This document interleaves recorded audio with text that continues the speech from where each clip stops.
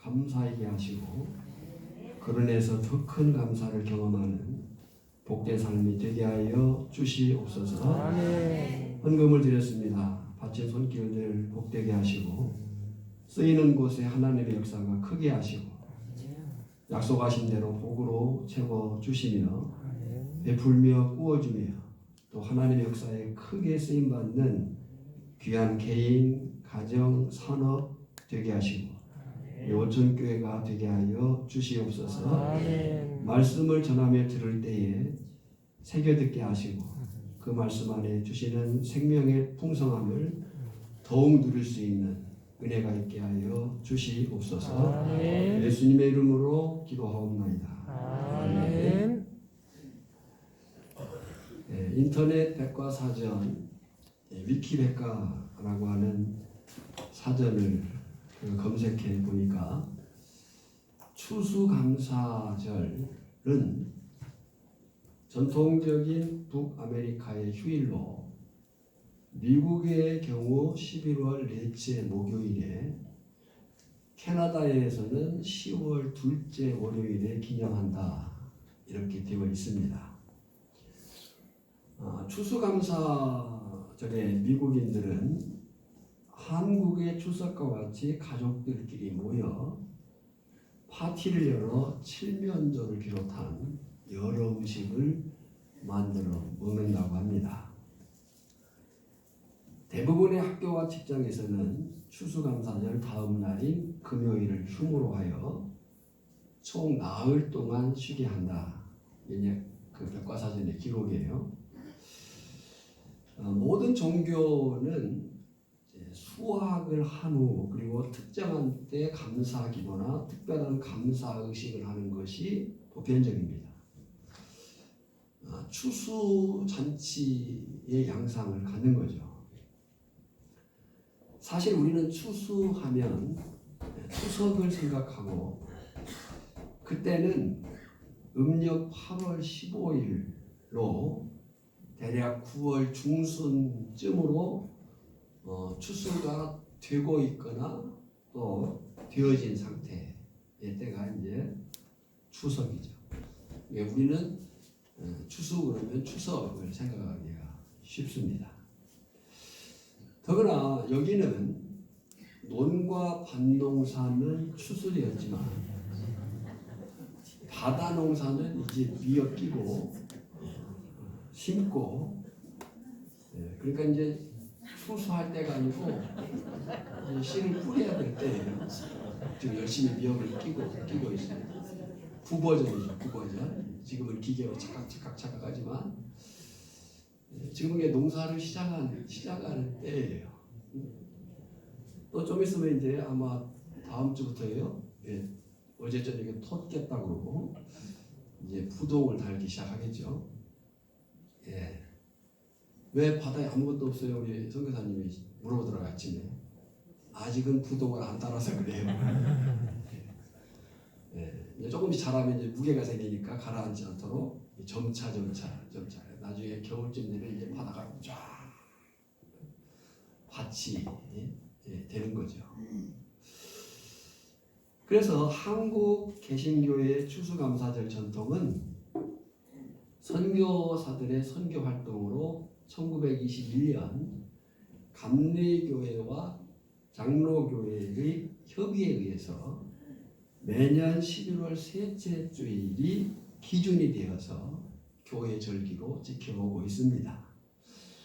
그러나 추수감사주일은 내일기 절기는 아니라는 거예요. 기독교 전통과 종교 문화의 영향 안에 있는 감사절기.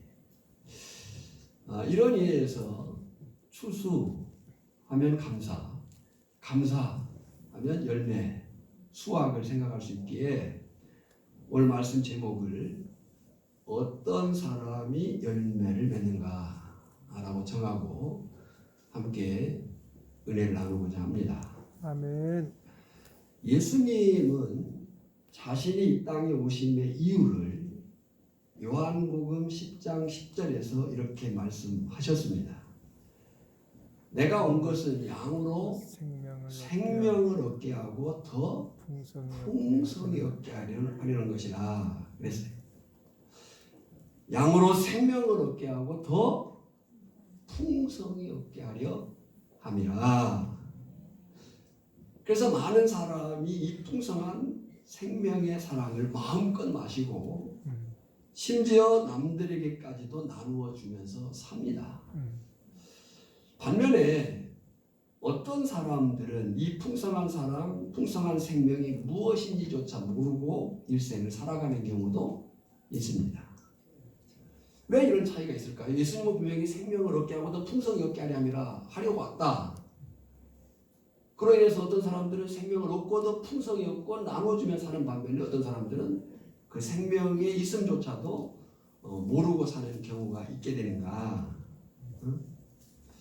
이에 대한 본문의 대답을 찾아본다면 하나님 나라에 합당한 사람이 되면 하나님 나라에 합당한 사람이 되면 생명을 얻고 더 풍성히 얻을 것이지만 그렇지 않으면 생명의 존재, 풍성함을 모르고 살 수밖에 없다. 그런 얘기죠. 그런데 오늘 본문을 보면 풍성한 생명을 누리는 방법이 고통과 희생당함으로 라는 역설이 나타나 있어요. 풍성한 생명을 얻는 데 있어서 고통과 희생당함이 요구된다.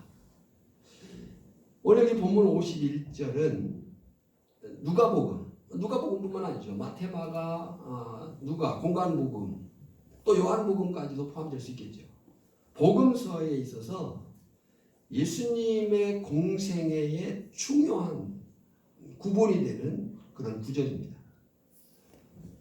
51절을 보면 예수께서 승천하실 기약이 차감해 예루살렘을 향하여 올라가기로 굳게 결심하시고 그랬어요.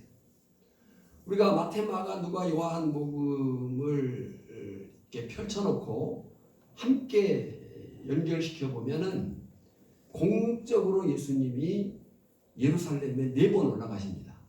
물론 이제 그 외의 기록도 있죠. 그러나 이제 공적으로 공생의 사역을 위해서 처음 6월절 올라가셨을 때 성전 청결케 하는 사건을 나타내셨고요. 내가 성전의 주인이다라고 하는 것을 선포한 거죠. 이전에도 이 예루살렘에 예수님이 올라가셨었어요. 그런데 여기 이제 누가복음 9장 51절 아마 4번째 6월절 때죠. 예수께서 승천하실 기약이 차감해 때를 따라서 라는 얘기잖아요. 예루살렘을 향하여 올라가기로 굳게 그냥 가면 되시는데 어떻게 하고 하셨다고요? 굳게 결심하시고 그랬어요. 예수님의 모든 일은 예수님 자의적으로 한 일이 아닙니다. 예수님의 모든 일은 하나님의 계획에 따른 것이었습니다. 오늘 우리의 성도의 삶은 내 마음대로 사는 삶이 아니고 하나님의 말씀을 따라 사는 삶이어야 된다는 것이 거기에 있는 거죠. 주목할 부분은 승천하실 기약이 차감해, 다른 번역에 보면 승천의 날들이 차감해, 뭔가 정한 때가 있다는 뉘앙스가 있는 거죠. 그러니까 예수님이 지금 예루살렘에 공관복음과 요한복음을 종합해 볼 때 이제 4번째 6월절에 예루살렘 올라갈 때는 뭔가 정한 때를 따라서 그 정한 때가 뭐냐면 하나님의 뜻을 따른 행동이었다는 것을 보여주죠. 예루살렘을 향하여 올라가기로 굳게 결심하시고, 왜 굳이 결심을 하셨어야 됐느냐라고 할 때 이 4번째 6월절 예루살렘을 향해 올라가시는 그 길은 예수님이 죽기를 각오하시고 올라가는 길이었어요. 자신의 죽음을 염두에 두고 올라가신 그 길. 굳게 결심하시고, 그리고 이 결심은 예수님이 자신의 명예와 인기, 심지어 자기의 생명까지도 접어두시고 예루살렘으로 가시는 길이었어요. 그래서 그 이유에 대해서 누가복음 19장 10절에 보면 이렇게 말씀을 하시거든요. 인자에 온 것은 잃어버린 자를 찾아 구원하려 함이라 그랬어요. 아멘. 이것이 예수님의 길이었고 그 길이 생명을 살리는 길이고 양들로 생명을 얻게 하는 길이고 아멘. 그 생명 안에서 풍성함을 누리게 하는 그 길이었다는 거죠. 아멘. 동시에 그를 따르는 제자들, 오늘 저나 여러분들이 걸어가야 될 길인 것을 보여주는 거예요. 그런데 오늘 본문을 보면 제자들이 가고 싶었던, 예수님은 그렇게 자기가 죽음으로 인해서 생명을 얻게 하고 더 풍성히 얻게 하려고 하는 그 길을 가고자 하는데, 오늘 본문을 보면 제자들은 가고 싶었던 다른 길이 있었어요.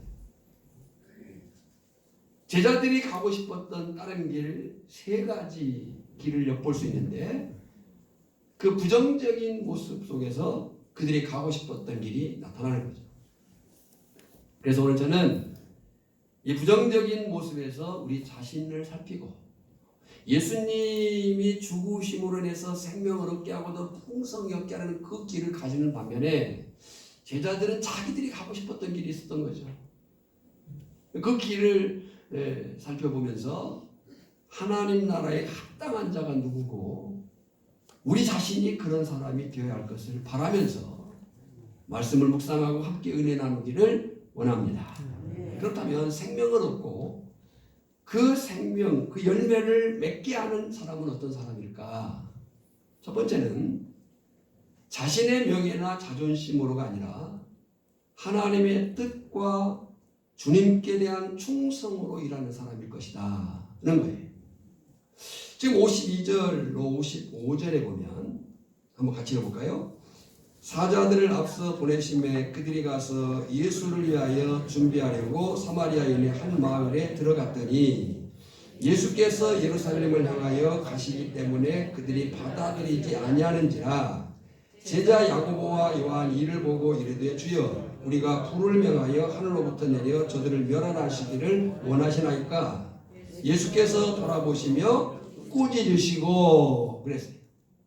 무슨 말씀이에요? 예수님이 지금 예루살렘으로 가셔요. 자, 우리가 이미 이제 구약을 공부했으니까 구약의 유대인의 그 거주 배치와 신약의 배치는 다릅니다. 구약의 이스라엘 백성들의 거주 배치는 그 기업을 따라 여호수아가 전국 전쟁을 치르고 각 기업에 분배된 땅을 가지고 그들이 살고 있었어요. 근데 이제 북이스라엘이 망하고 남유다가 망하고 저들이 바벨론 포로 갔다가 돌아와서 이미 북이스라엘은 아수리에서 흩어져 버렸어요. 그들은 돌아오지 않습니다. 흩어져 버렸어요. 다만 혼혈 쪽이 남았는데 그들이 사마리아. 북이스라엘은 망하고 돌아오지 않습니다. 이제 우리가 스가랴를 통해서 공부하고 있듯이 돌아온 족속들은 북이스라엘 사람들이 아니에요. 그래서 이제 신약의 이스라엘 백성들의 배치는 다릅니다. 구약은 지파별로 기업을 따라서. 근데 신약은 이제 세 개의 도로 나누어져요. 제 위쪽에 갈릴리. 그동안에 이제 남유 사람들이 흩어져 이렇게 자리를 차지했겠죠. 또 돌아왔으니까요. 갈릴리 그리고 유다 가운데 사마리아. 갈릴리도 유대도 사마리아도 있는 거죠. 그래서 예수님의 그 생애를 보면 사마리아를 가능한 안들레야 요단 동편을 통해서 가요. 부딪히지 않으려고 하는 거예요. 그런데 오늘 여기 본문에 예수님이 마지막 이제 6월절을 맞이해서 예루살렘에 가실 때 죽기를 각오하고 올라가실 때 그 사마리아를 통과하려고 하는 거죠. 거기에 방해하는 사람들이 있었어요. 그들이 사마리아예요. 자, 지리적인 이해가 그래요. 갈릴리에서 유대로 예수님이 내려가시고 올라가시고 이런 표현들이 나오잖아요. 그러니까 그 사마리아를 통해서 예루살렘으로 가시고자 했던 거예요. 그래서 예수님께서는 먼저 사자들을 보내서 숙식할 곳을 준비하도록 부탁을 하십니다. 그런데 사자들이 들어갔더니 사마리아인들이 거절해요. 그들이 사마리아인들이죠. 그들이 받아들이지 아니하는지라. 왜 그랬을까라고 할 때 우리가 잘 아는 대로 사마리아인들과 유대인들 사이에는 아주 오래된 적대적 관계가 있었던 거예요. 역사가 요세푸스의 기록에 보면 유대인들이 이 사마리아를 통과할 경우에 죽임을 당하는 경우도 있었다라는 기록을 가져요. 그러자 야고보와 요한이 그들의 별명이 뭐죠? 불의 아들. 우리의 아들, 불의 아들, 우리의 아들. 우리의 아들답게 대단한 충성을 보여요. 54절이죠. 제자 야고보와 요한이 이를 보고 이르되 주여 우리가 마치 자기들이 뭐라도 할 것처럼 우리가 불을 명하여 하늘로부터 내려 저희를 멸하라 하기를 원하시나이까? 아마 이들은 구약의 엘리야를 생각했던 모양이에요. 열왕기하 1장에 보면 아하시아 왕이 엘리야를 잡기 위해 2번에 걸쳐 사람을 보냅니다. 총 102명을 보내요. 그때마다 엘리야가 하늘에서 불을 내려서 다 태워버렸어요. 102명이 불살라 처형된 거예요. 하나님의 특별하신 보호하심이. 아마 이 야고보와 요한이 이제 그 사실을 생각하고 예수님께 물어요. 마치 엘리야처럼 예수님, 우리도 엘리야처럼 그렇게 하면 되겠습니까? 이 장면을 언뜻 보면 야고보와 요한의 이 반응은 대단한 충성같이 보입니다. 그러다가 주님을 위해서 아니 주님 가신 길을 방해하다니. 그러나 그들의 실제는 하나님의 뜻이 무엇이며 주님의 요구가 무엇인지와는 상관없이 자기들의 명예와 자존심에 대한 관심이 더 컸다는 거죠. 그래서 그들을 주님은 꾸짖으십니다. 55절 56절에 보면 예수께서 돌아보시며 꾸짖으시고 함께 다른 마을로 가시니라. 다른 사본에 보면 여기에 대해서 이렇게 번역을 했어요. 가라사대 너희는 무슨 정신으로 말하는지 모르는구나. 인자는 사람의 생명을 멸하러 온 것이 아니라 구하러 왔노라 라고 얘기를 해요. 여러분 하나님의 뜻과 주님에 대한 충성으로 우리가 일할 때에 거기에 진정한 열매가 맺게 되는 줄 믿습니다. 명예나 자존심이나 혈기로 이래서는 안 되는 거예요. 그것은 하나님 나라에 합당한 자로서의 삶의 태도가 못 돼요. 오히려 주님으로부터 책망을 받습니다. 열매가 없습니다. 두 번째로 생명을 얻고 그 열매의 풍성함을 경험하는 사람들이 누구냐라고 할 때 주어질 인기와 영광이 아니라 주님의 십자가를 질 줄 아는 사람이라는 거예요. 57절에 보면 길 가실 때에 어떤 사람이 여짜오되 어디로 가시는지 나는 따르리이다 그래요. 어디로 가시든지 주님은 지금 그 지리적 방향으로 보면 어디로 가셔요? 유대 예루살렘으로 가셔요. 그러나 그 예수님의 사명의 방향은 뭐하러 가셔요? 죽으러 가시는 거예요. 지리적 단지 이동이 아니에요. 지리적 단지 이동이 아니라 주님은 하나님의 뜻, 그 사명을 따라가는 거거든요. 그러니까 우리가 그리스도인 되었다라고 할 때에 우리의 삶의 방향은 단지 위치나 장소가 아니라는 거죠. 늘 말씀드리지만 어디에 사느냐는 그렇게 중요하지 않아요.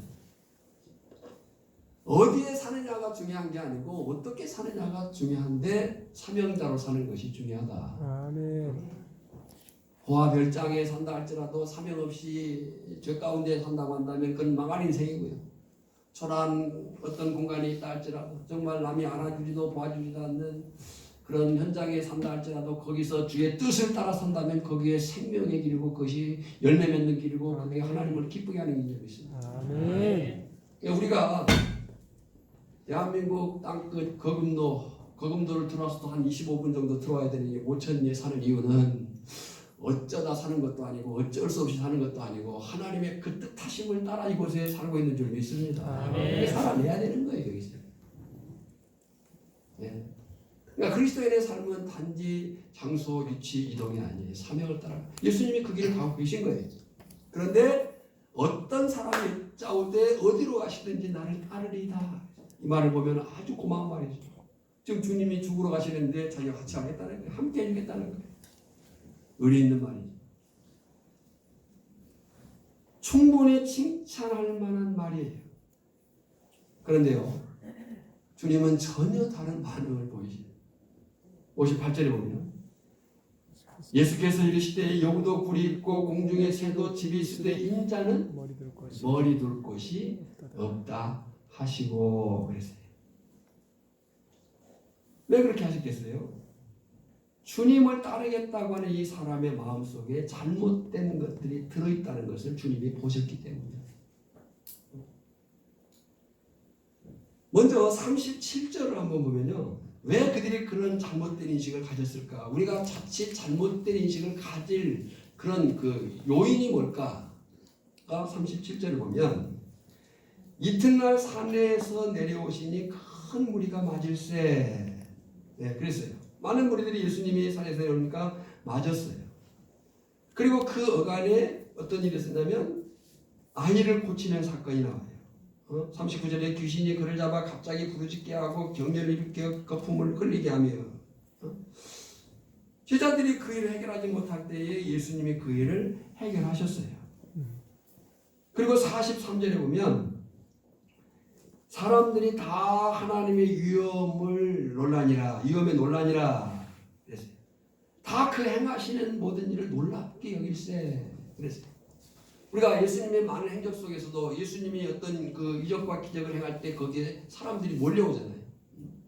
그러니까 예수님은 어떻게 보면 그 인기 절정에 있을 때가 있어요. 근데 그 인기 절정에 놓일 때 예수님은 항상 그 자리를 피하셨어요. 그것이 자기가 사는 이유가 아니었기 때문에.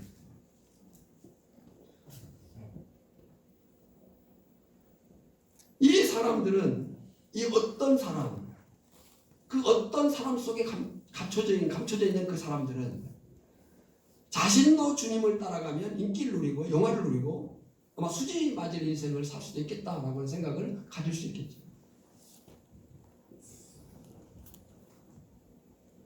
바로 그 사람에게, 아니 그런 기대로 주님을 따르는 사람에게 주님이 말씀하시는 거예요. 58절을 좀 더 풀어 해석하면요. 나를 따라오려면 여우도 굴이 있고 공중에 새도 집이 있지만 인자는 머리 둘 곳이 없다는 것을 각오하고 따라와야 된다 라고 하는 얘기예요. 토마스 아켄피스라고 하시는 분이 기독교 고전인 그리스도를 본받아 반드시 읽어야 될 책 중에 하나죠. 그리스도를 본받아라고 하는 책의 11장에 있는 글 가운데 이런 글귀가 있습니다. 지금 예수님의 하늘나라를 사랑하는 자들은 많지만 그분의 십자가를 지는 자들은 적다. 위로를 갈망하는 자들은 많지만 고난을 갈망하는 자들은 적다. 주님의 식탁을 공유하는 자들은 많지만 주님의 금식에 동참하는 자들은 적다. 주님과 함께 기뻐하는 것은 다 원하지만 주님을 위해 하나라도 당하는 것을 원하는 자는 적다. 그러니까 여러분, 자신의 영광보다 십자가를 따르는 자가 하나님의 나라에 합당한 자요, 그가 열매를 맺는다, 생명을 얻는다 라고 하는 사실인 거죠. 오늘 저나 여러분에게 그런 분명한 사실이 있기를 원합니다. 하나님은 일하셔요. 지금도 일하고 계셔요. 앞으로도 계속 하실 거예요. 예수님이 하신 일이 아버지가 일하시니 나도 일한다 그랬어요. 그 예수님이 하신 일이 노동입니까? 그러면 하나님이 하신 일이 뭐냐면 생명 창조요. 그 생명을 다시 살리고 세우는 일이에요. 예수님이 하신 일은 결국 생명 살리는 일이에요. 열매를 맺게 하는 일인 거예요. 그렇다고 할 때 우리가 어떻게 살아야 될 것인가가 분명한 거죠. 주어질 인기가 아니라 주님의 십자가를 질 수 있어야 된다는 거예요. 아멘. 네. 올 전하는 우리 추수감사주의를 지내면서 다시 한번 내 자신을 살펴보기를 원합니다. 아멘. 교회 공동체를 바울은 그리스도의 몸이라고 얘기했어요. 몸. 유기적이고 생명체로서의 몸이죠. 근데 이 몸을 보면 참 놀랍잖아요. 머리카락 끝부터 시작해서 발가락 그 사지백제 오장육부 뼈마디 골수 힘줄이 얼마나 생명적으로 유기적으로 연결되어 있냐. 그리고 이제 여기서 하고 싶은 말은요. 중요한 것은 우리 몸은 보이는 면이 있지만 안 보이는 면이 더 많아요. 그리고 하나님께서 정말 생명과 직결된 것은 다 감춰두셨어요. 뇌, 심장. 네? 그러니까 그리스도의 몸이라고 하는 교회 공동체 속에서 우리가 주님의 뜻을 따라 산다는 것이 뭐냐라고 할 때 희생과 고통을 요구한다는 거죠. 네, 혹이라도 우리 가운데 내 이름 내고 누가 알아주고 박수 쳐주고 앞에서 뭐 하고 아닙니다. 그러지 않는 아무도 나를 봐주지 않는 그 자리 그 위치에서 하나님의 몸을 세우는 사람들 아멘. 그들이 생명을 얻고 그 생명을 풍성하게 할 것이다. 아멘. 우리가 살면서 아무도 안 보는 때는 한 번도 없습니다. 아무도 안 보니까 소금하는 겁니다. 우리가 살면서 아무도 안 보는 때는 한 번도 없다. 항상 누가 보신다? 하나님 보신다. 하나님 보신다. 그리고 누가 봐요? 내가 본다. 자신이. 그러니까 그리스도인됨의 진정은 뭉쳐 함께 있을 때 뭐 드러날 수 있죠. 그러나 그리스도인됨의 진정은 나 홀로 하나님 앞에 단독자로 서 있을 그때예요. 정말 나 혼자 있을 때, 아무도 도와주는 일이 없을 때, 그때 과연 내가 그리스도인으로 서 있느냐?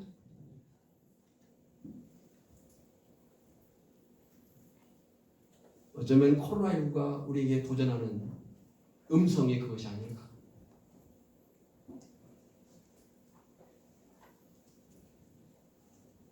마음대로 어디 가지 못하고 오지 못하고 뭔가 하지 못하는 그때 홀로 하나님 앞에서 겸허히 엎드려. 아멘. 그들이 생명을 얻고 그 생명의 풍성한 열매를 맺게 되겠거니와 오늘 우리들이 그런 사람들이 되기를 원합니다. 아멘. 세 번째는요. 삶의 우선순위가 분명히 정해진 사람이에요. 우리가 거의 매주 1년 내에 뭐 1년 정도가 아니죠. 1번의 광고가 반복되고 있어요. 그냥 이걸 글자로 보면 안 됩니다. 단지 글자로 보라고 말하는 게 아니고 우리의 삶의 패러다임이 세워져야 된다.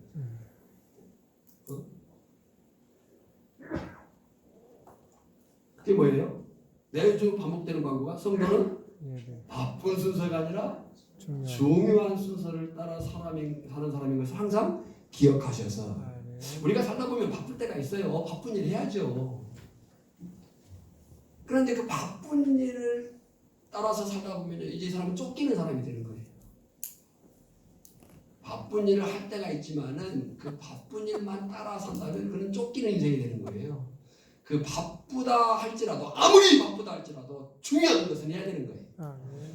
그 우선순위가 세워져야 되는데 그럴 때 그 사람은 쫓기는 삶이 아니라 정말 그리스도 안에서 부지런한 삶을 살게 되는 거예요. 네.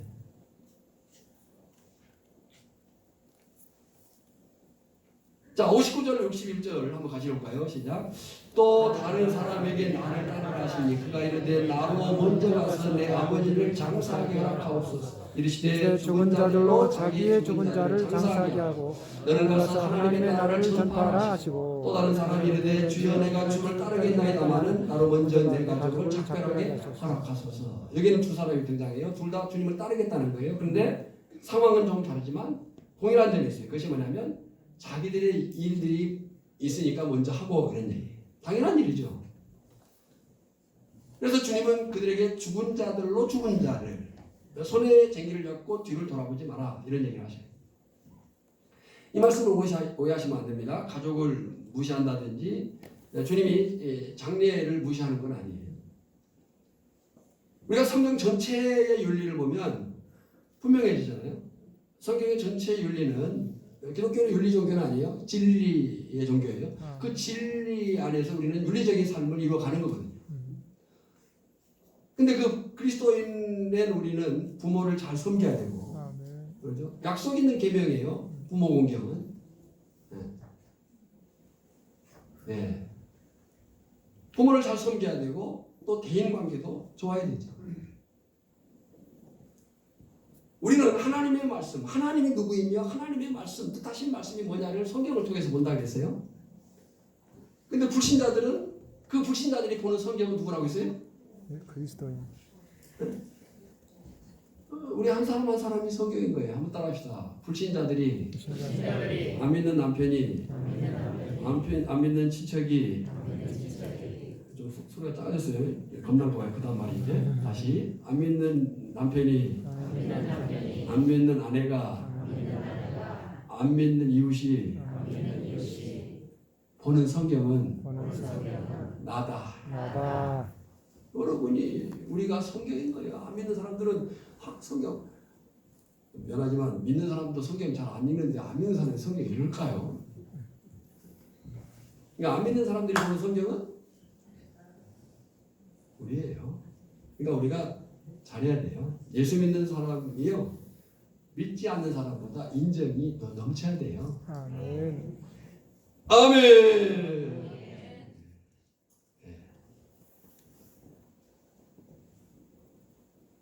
똑똑한 사람이 좋습니까? 따뜻한 사람이 좋습니까?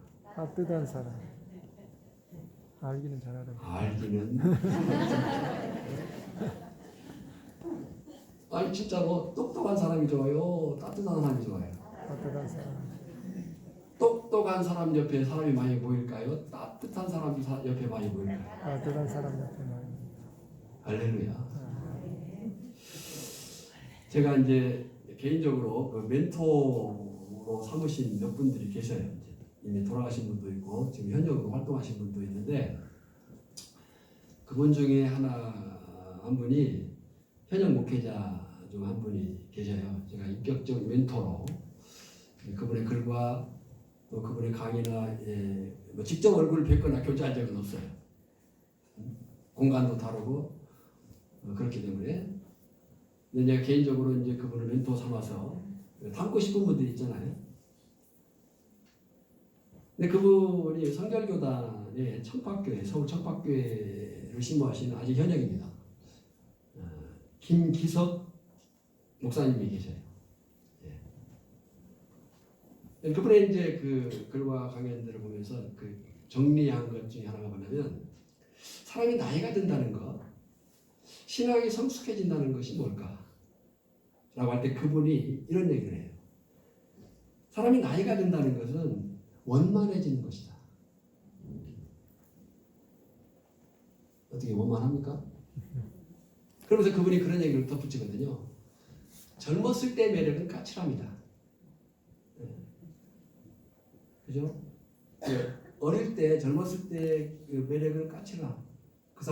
그분의 표현대로 하자면 불온합니다. 뭔가를 부정하고 뭔가에 대해서 좀 도전하고 뭐 이래요. 근데 이제 나이를 먹어서까지 까칠한 것은 불행하다. 한번 생각을 깊이 해볼 얘기예요. 나이가 든다는 것이 뭐냐? 사람이 원만해지는 것이다. 나이를 먹어서도 까칠하면 결국 불행해진다. 신앙이 성숙해진다는 것이 뭐냐? 그 나타남이 뭐냐? 너그러워지는 것이다. 너그럽습니까? 정말입니까? 양보할 수 있겠습니까? 양보할 수 있겠냐고요. 피해볼 수 있겠습니까? 욕을 먹어 웃을 수 있겠습니까? 나와 이해관계가 없을 때는 괜찮아요. 그렇고 그때는 다 좋은 사람이죠. 그러니까 그 사람